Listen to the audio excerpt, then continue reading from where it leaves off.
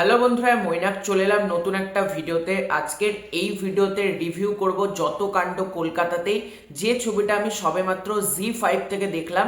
কারণ সিনেমা হলে তখন রঘু ডাকাত, রক্তবীজ 2 এবং দেবী চৌধুরানী এই তিনটে ছবি আমি দেখতে গিয়েছিলাম। তারপর পুজোতে বুঝতেই পারছো অনেক ঘোরাফেরার ব্যাপার থাকে, সেই দিক থেকে আমার এই ছবিটা সিনেমা হলে দেখা হয়নি। তো আমি ওটিটি প্ল্যাটফর্ম জি5 থেকে দেখলাম। ছবিটার ভালো দিক খারাপ দিক নিয়ে আজকের এই ভিডিওতে আলোচনা করব। ছবিটার পরিচালক হচ্ছেন অনিক দত্ত, যিনি আমার অত্যন্ত পছন্দের একজন পরিচালক। ছবিতে মূল চরিত্রে অভিনয় করছে আবির চ্যাটার্জি এবং কাজী নওশবা আহমেদ। এই ছবিটা কেমন লাগলো আমাকে যদি এক লাইনে বলতে বলো, এই ছবিটা কিন্তু ঠিকঠাক ডিসেন্ট একটা আমার ছবি লেগেছে। আমি বলবো না এক্সট্রা অর্ডিনারি দারুণ কিছু হয়েছে, বা ছবিটা যে খারাপ আমি কিন্তু এটাও বলবো না। ছবিটার বেশ কিছু পজিটিভ দিক আছে আমার জন্য, আবার কিছু কিছু নেগেটিভ দিকও রয়েছে আমার জন্য। ছবির গল্পটা যদি ছোট্ট করে তোমাদেরকে ধারণা দিই, এখানে বাংলাদেশ থেকে কাজী নওশবা আহমেদের ক্যারেক্টারটা আসছে, অর্থাৎ তার চরিত্রের নাম হচ্ছে সাবা। এবার সে সেখানে তার পুরনো পরিবারকে প্রথমেই খুঁজে পাচ্ছে। এবার সেই পরিবার থেকে তাকে দেওয়া হচ্ছে একটা ধাঁধা। এবার সেই ধাঁধাটা কে লিখেছে, কিভাবে বা ধাঁধাটা তাদের কাছে এলো, ধাঁধাটা সলভ করতে আসছে আবিরের চরিত্রটা। এর থেকে যাবতীয় বেশি জানতে গেলে তোমাদেরকে, যারা এখনো পর্যন্ত ছবিটা দেখোনি, জি5 থেকে তোমরা এই ছবিটা দেখে নিতে পারো।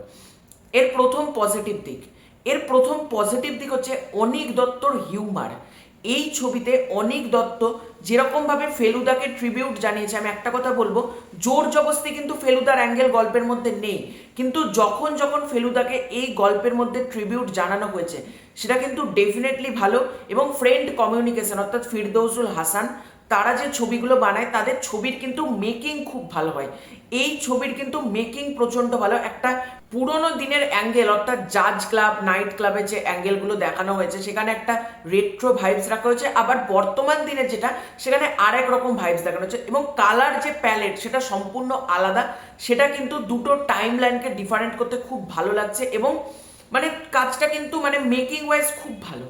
ছবিতে যারা পারফর্মাররা রয়েছে, সেটা আবির চ্যাটার্জি হোক, দুলাল বাবুর ক্যারেক্টারটা হোক, বা নওশবার চরিত্রটা হোক, বা যারা যারা সাপোর্টিং প্রত্যেক, সব রজত গাঙ্গুলির ক্যারেক্টারটা হোক, প্রত্যেকে নিজের জায়গা থেকে খুব খুব ভালো কাজ করেছে। রোজা পারমিতা দে যে চরিত্রটা প্লে করেছে, নাইট ক্লাবে সে গান করছে, সে তার অভিনয়ের জায়গাটা বলো, এখানে প্রত্যেকের অভিনয়, প্রত্যেকের পারফরমেন্স খুব ভালো। এবং অনিক দত্ত প্রতিটা ক্যারেক্টারকে যেভাবে ব্যালেন্স করে দেখিয়েছেন গল্পের মধ্যে, সেটা ডেফিনেটলি ভালো।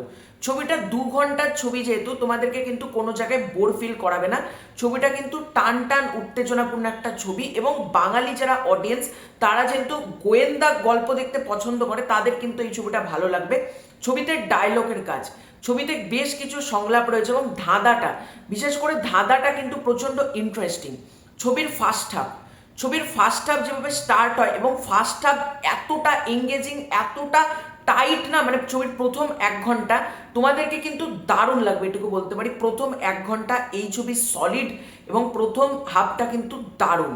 ছবিতে গানের যেটা ব্যবহার করা হয়েছে, ছবিতে একটা গান রয়েছে, পটার গান, আধেক সরল জটিল আধা জীবন বড় আজব দাদা, ওই গানটা দারুণ লেগেছে আমার। এছাড়াও সিনেমা শুরুর আগে যে গানটা দেখানো হয়েছে, যত কাণ্ড কলকাতাতে, তার টাইটেল ট্র্যাক, সেটাও কিন্তু আমার বেশ ভালো লেগেছে।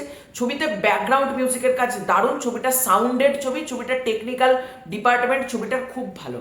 এবার যদি আসি ছবির নেগেটিভ দিকে, ছবির প্রথম নেগেটিভ দিক হচ্ছে এর ফার্স্ট হাফটা এতটা এঙ্গেজিং, এতটা দুর্দান্ত না, সেকেন্ড হাফ কোথাও গিয়ে একটু ডাল, সেকেন্ড হাফ কোথাও একটু ঝুল লাগবে কিন্তু তোমাদের, মানে সেকেন্ড হাফটা কোথাও গিয়ে সেই এক্সপেকটেশনটা কিন্তু ফুলফিল করতে পারেনি আমার। এবং সেকেন্ড হাফে বিশেষ করে গল্পটা প্রচণ্ড প্রেডিক্টেবল হয়ে যায়। মানে আবির চ্যাটার্জি গল্পের প্রায় তোমার 50 মিনিট বাদ এন্ট্রি হয় সিনেমাতে। এবার ওই 50 মিনিট আবির নেই, কিন্তু গল্পটা কিন্তু সুন্দরভাবে এগোতে থাকছে। এবার আবিরের যখন এন্ট্রি করানো হয়, গল্পটা আরেকটু ইন্টারেস্টিং হয়, কিন্তু হঠাৎ করে গল্পটার লেভেল যেভাবে নামতে থাকে, এবং সেকেন্ড হাফটা সত্যি বলছি, মানে বিশেষ করে শেষ 8 ঘন্টা 40 মিনিট গল্পটা কিন্তু আমার খুব ভালো লাগলো না। মানে শেষটা আরও বেটার হতে পারতো। এবং এই মুখে মুখে বলে দেবো, মুখে মুখে সবাইকে ডাকবো, এগুলো একেন বাবুতেও দেখছি, ফেলুদার বিভিন্ন কিছুতেও দেখছি, কিন্তু এটার ক্ষেত্রে মনে হলো না বাজেট নেই বা এই টাইমের মধ্যে 2 ঘন্টা টাইম বাঁধা আছে, এর মধ্যে শেষ করতে হবে বলে এটা করা হয়েছে। ছবিতে অনেক কিছু ঝপঝপ ঝপঝপ করে এগোতে থাকে এবং অনেক দু একটা জিনিস কিন্তু কমপ্লেক্সও রয়েছে। এটা যারা সিনেফাইল বা যারা সিনেমা প্রচুর পরিমাণে দেখে তাদের বুঝতে হয়তো অসুবিধা হবে না, তাদের ভালোই লাগবে, কিন্তু যারা নিউট্রাল অডিয়েন্স তাদের কিন্তু একটু অসুবিধাও ফিল হতে পারে, কারণ কিছু কিছু জায়গায় কিন্তু কমপ্লেক্সিটি রয়েছে গল্পের মধ্যে, যেটা কিন্তু অনেক দর্শকের ভালো লাগবে, অনেক দর্শকের ভালো লাগবে না। আমার কিন্তু সেই দিকটা ঠিকঠাকই লেগেছে, কিন্তু সব থেকে বড় কথা ক্লাইম্যাক্সটা কিন্তু আমাকে প্রচণ্ড ডিসঅ্যাপয়েন্ট করেছে। এবং যারা একটু থ্রিলার ছবি দেখে বা যারা একটু গোয়েন্দা ছবি দেখে বা যারা একটু নেটফ্লিক্সের কাজ, অ্যামাজন প্রাইমের কাজগুলো যারা দেখে, তাদের জন্য কিন্তু গল্পটা প্রচণ্ড প্রেডিক্টেবল হয়ে যায়। একটা টাইমের পর গল্পটা কিন্তু মানে কি হতে চলেছে, এ অ্যান্টাগনিস্ট, এ ভিলেন, মানে এই হ্যান ত্যান, এগুলো তোমরা কিন্তু কে নেগেটিভ সেটের চরিত্র সবই তোমাদের কাছে মোটামুটি কিন্তু ক্লিয়ার হয়ে যেতে থাকবে। তোমরা যদি নেটফ্লিক্স, অ্যামাজন প্রাইমের কাজগুলো দেখো বা বাংলাতেই যদি তোমরা প্রচুর পরিমাণে থ্রিলার কন্টেন্ট বা গোয়েন্দা নির্ভর কন্টেন্ট যদি তোমরা দেখে থাকো, সেই দিকটা আমার দুর্বল লেগেছে। ওভারঅলে আমাকে যদি বলো কাজটা কেমন লেগেছে, আমি বলবো একবার দেখার জন্য ঠিক আছে, ওয়ান টাইম ওয়াচ, তোমরা কিন্তু একবার এই কাজটা অবশ্যই চেক আউট করতে পারো। তো এটাই ছিল আজকের ভিডিও। তোমাদের পুরো এন্টায়ার বিষয়টাকে নিয়ে কি মতামত কমেন্ট করে জানিও। চ্যানেলে প্রথমবার হয়ে থাকলে চ্যানেলটাকে সাবস্ক্রাইব করে দিও। খুব শীঘ্রই দেখা হচ্ছে নতুন কোনো ভিডিওতে, ততক্ষণের জন্য বাই বাই।